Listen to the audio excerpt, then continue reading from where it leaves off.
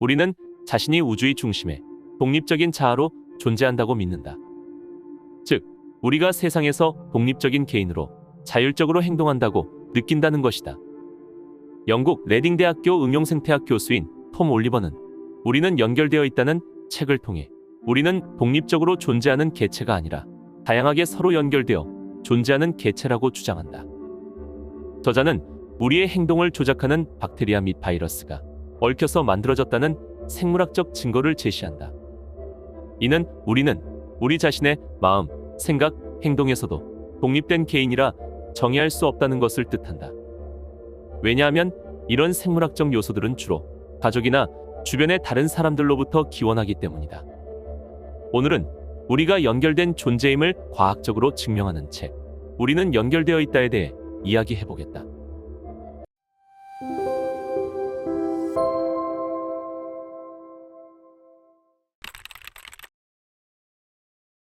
우리는 우주의 여느 존재와 똑같은 평범한 원소들로 구성되어 있다.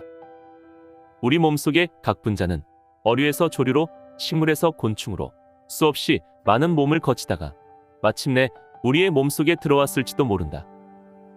우리 몸의 분자들이 수백만 년 전 지구에서 거닐던 공룡들의 몸을 거쳐 우리 몸으로 재순환했다는 말은 결코 과장이 아니다. 지구상에 존재했던 모든 생명체는 우주에서 끊임없이 순환한 바로 그 분자들로 구성되어 있다. 그렇다면 그전에는 어땠을까? 우리의 몸을 구성하는 모든 원소는 우주가 탄생할 때 빅뱅의 결과로 생성된 수소와 헬륨이라는 두 원소에서 전환되었다. 별이 생기면서 별의 중심부 깊숙한 곳에서 발생한 강렬한 핵융합으로 인해 수소와 헬륨이 생겨났고 이들이 다양한 원소들로 바뀐 것이다. 우리 몸의 원자들은 여기에서 유래했다. 우리가 심호흡을 하면 몸 깊숙한 곳은 우주에서 온 분자들이 만나는 장소가 된다. 에테르로 구성된 별이 우리 몸의 일부를 구성하기도 한다는 아리스토텔레스의 주장은 놀라울 정도로 진실에 가까웠다. 우리의 생명이 끝나면 분자들은 다시 몸 밖으로 나가 앞으로 생겨날 수많은 생명체의 몸을 구성하게 될 것이다. 물리학자 프리초프 카프라의 말처럼 우리의 몸은 정말 죽는 것이 아니고 계속해서 살고 또 사는 것이다. 생명은 우리 인간의 몸의 기원과 함께한다. 인간의 몸은 우주를 가로지른 분자들로 만들어졌고 그 분자들은 과거의 수많은 다른 존재들의 몸을 구성했다. 우리는 자기 몸이 평생 함께하므로 가까운 친구나 동반자처럼 여길 수 있다. 그러나 평균적으로 세포는 불과 7년에서 10년밖에 살지 못한다. 우리의 신체는 개방형 시스템이기 때문에 생존하려면 에너지와 물질이 외부에서 주기적으로 들어와야 한다. 식량, 산소, 물을 섭취해 유용한 에너지로 효율적으로 전환하지만 열과 대소변의 형태로 계속해서 에너지를 잃는다.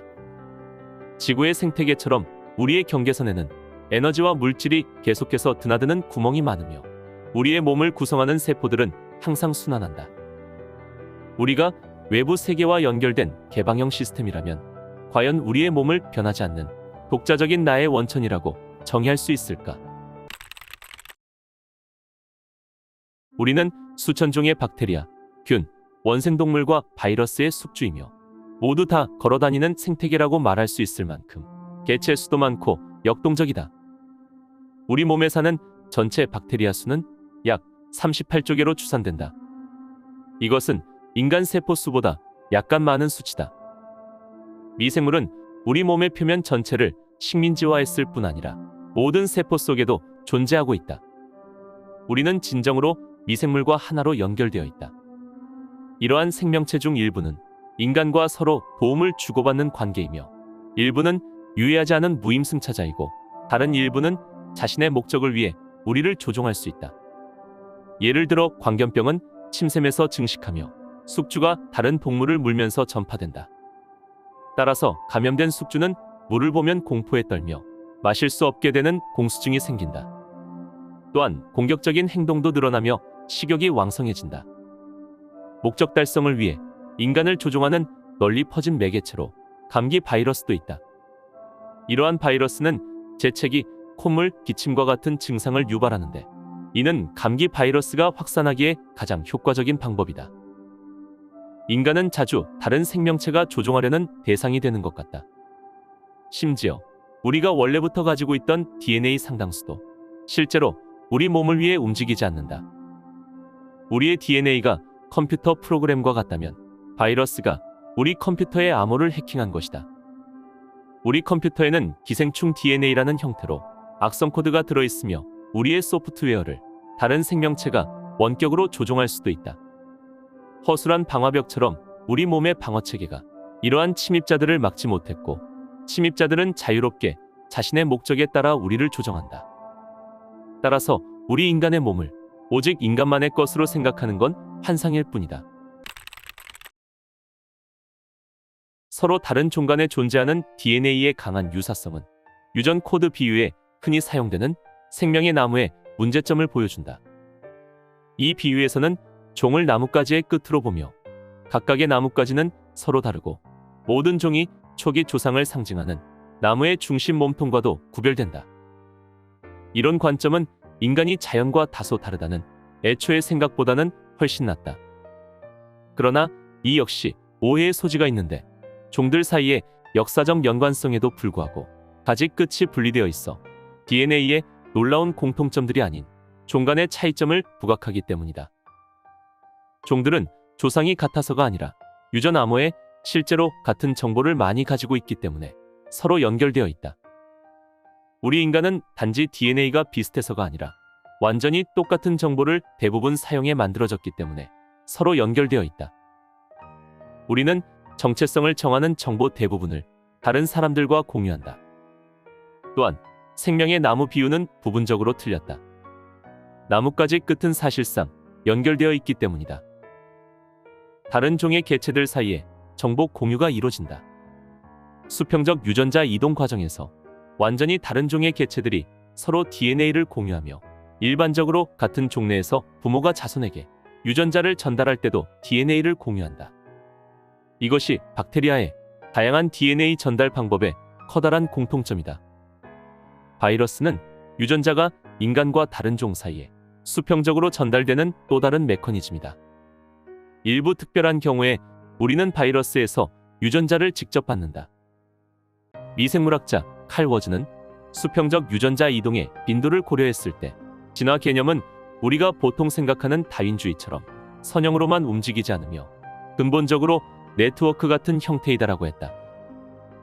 가이아 이론의 강력한 지지자였던 린 마굴리스 또한 진화가 선형적 가계도가 아니며 지표면 전체를 덮을 만큼 성장한 다차원적인 단일 존재의 변화를 나타낸다고 말했다. 우리는 칼 워즈나 마굴리스와 같은 진화이론 거장들의 견해를 가볍게 무시해서는 안 된다. 진화는 오직 한 방향으로만 진행되며 생명의 나무의 가지들과 같이 종들은 방사형으로 바깥쪽으로 퍼져간다는 개념을 수정해야 할 것 같다. DNA 정보가 빈번하게 수평적으로 이동하는 상황이므로 우리의 복잡하게 얽힌 생명의 거미줄에서 많은 진화적 피드백 루프를 구성하는 종들 간에는 강력한 연결성이 있다. 이걸 생각했을 때 우리는 DNA의 비유도 수정해야 한다. 우리는 이제 각 생명체 안에 독특한 컴퓨터 프로그램이 존재하는 것이 아니라 많은 다른 생물학적 기계 안에 상당히 같은 정보의 복사본이 존재한다는 사실을 안다. 그 정보는 전체 프로그램이 새로운 유닛을 생성하려고 복사될 때 생물학적 기계 간에 전송될 수 있다. 따라서 생명은 환경에서 주워온 물질로 몸을 만들기 위해 정보를 사용하는 하나의 거대한 네트워크 클라우드 컴퓨터 드라이브와 가깝다. 우리 뇌에 있는 신경세포 사이의 연결을 어떻게든 바꿀 수 있다면 우리는 세상에 있는 다른 개인들과 성격 및 사고 과정까지 공유할 수 있으며, 심지어 아인슈타인, 뉴턴, 마리 퀴리와 같은 천재와도 공유할 수 있다고 생각한다면 이상할 것이다. 그런데 사실 우리는 그 이상을 할 수 있다. 신경세포들 사이의 잠재적 연결망이라는 차원에서 과거 인간의 마음에 일어난 모든 생각이나 앞으로 일어날 모든 생각은 이론적으로 이미 우리 머릿속에 존재하며 물리적으로 연결만 하면 된다. 머릿속에 생각이 떠오를 때마다 신경망을 연결하는 화학물질이 작지만 빠르게 증가한다. 뇌세포 사이에 새로운 시냅스 연결이 생겨날 때 동시에 다른 시냅스 연결은 사라진다. 우리 뇌는 이렇게 회전목마와 같이 돌아가면서 학습한다. 뇌마다 연결성의 차이가 사람마다 성격과 기술의 차이를 설명하는데 우리는 10년 전은 고사하고 5분 전과도 다르다. 신경세포 간의 전체 연결망은 우리의 현재 의식과 정체성을 담당하는데 감각을 통해 들어오는 정보를 관장하고 세상을 인식하고 해석하며 반응하는 방식에 영향을 미친다. 전 세계의 거대한 도서관들은 다양한 시대에 걸쳐 완벽하게 저장된 정보를 보유하고 있는데 그 책의 작가들은 자기 머릿속의 신경세포가 표현하는 생각들을 종이 위에 옮길 때 나중에 우리가 그 글을 읽고 그 페이지 속의 신경세포들이 우리 뇌 속의 신경세포로 전달되기를 기다린다. 말과 글을 넘어서 원시적이지만 중요한 공명이라는 과정도 있는데 여기에서 신경 패턴은 생각이 아니라 감정을 촉발한다. 아이가 울고 있는 비디오를 보면 우리는 공감 상태가 되어 아이가 겪는 고통을 함께 느낀다. 이러한 감정은 우리가 고통을 단지 관찰하는 게 아니라 우리의 뇌 속에서 정확히 똑같은 통증 센터가 활성화되는 것으로 우리가 이러한 공감 상태에 있을 때 타인의 고통을 실제로 느낀다는 것을 의미한다. 이와 관련되는 과정으로는 다른 사람의 행동을 똑같이 따라하는 미러링이 있다. 거울신경 세포가 활성화되어 다른 사람의 행동을 무의식적으로 따라하게 되는 것이다. 우리는 계속해서 말과 글을 통해 그리고 공명과 미러링과 같은 공감 프로세스를 통해 커넥텀 사이에 정보를 공유하고 있다.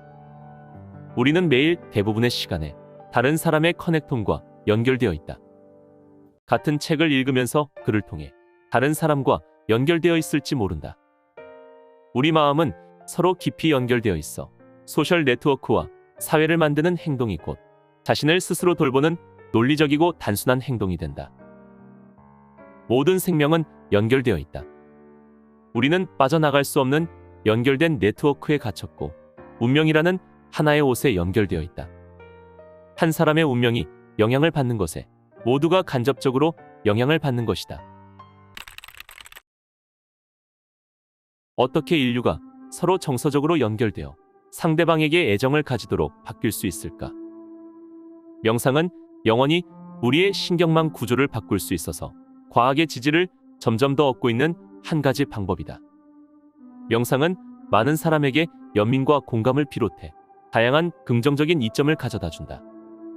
짧게는 2개월 뒤에 자기중심성이 줄어든 것과 관련해 뇌에는 측정할 수 있는 물리적인 변화가 일어나며 오랜 연습을 통해 상당한 변화가 계속 누적된다. 신경과학자들은 라이브 뇌 스캔 기법을 사용해 집중력, 연민, 공감, 스트레스와 자아감에 대한 반응과 관련된 신경 경로를 발견했다. 그런데 이 모든 것이 노련한 명상가의 뇌에서는 구조가 전부 다 바뀌었다. 이와 같은 신경망의 재구성은 건강에 이로울 뿐 아니라 타인과의 상호작용에 긍정적인 영향을 미쳤다.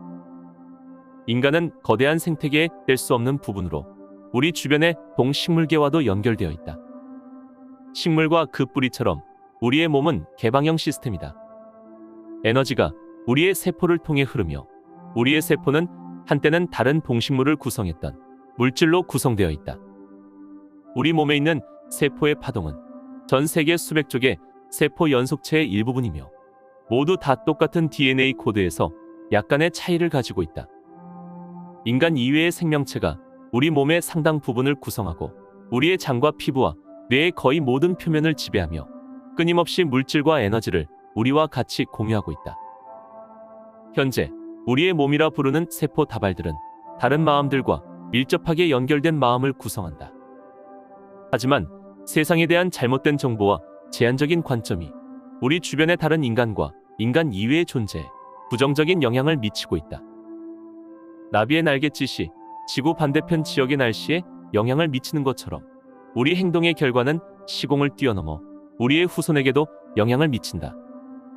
우리가 이런 문제를 해결하고자 한다면 반드시 시급하게 독립된 자아라는 주관적인 환상을 깨고 세상에 미치는 우리의 영향을 책임질 방법을 찾아야 한다.